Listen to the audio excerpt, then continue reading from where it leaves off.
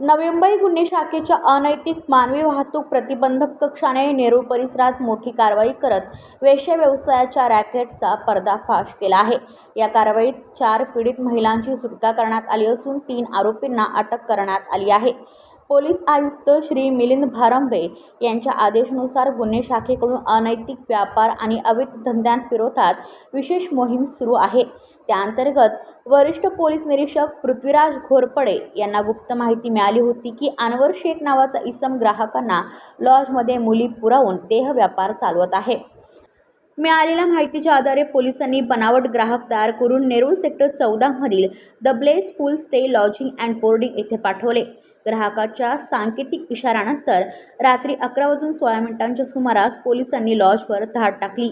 या कारवाईत 4 पीडित महिलांची सुटका करण्यात आली। तपासात आरोपी मोहम्मद हानिफ रजब ब्यारी, अनवर आलम इसाक शेख आणि लॉज मॅनेजर राजेश ढवले हे संगनमताने महिलांना लॉजमध्ये आणून वेश्या व्यवसायासाठी वापरत असल्याचे समोर आले।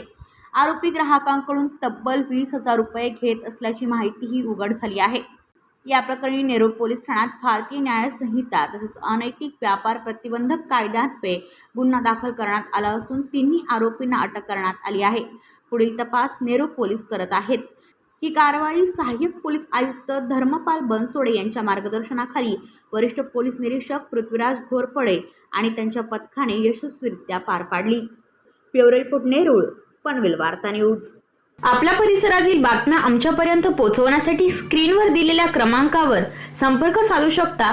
दूरध्वनी क्रमांक 8652414343।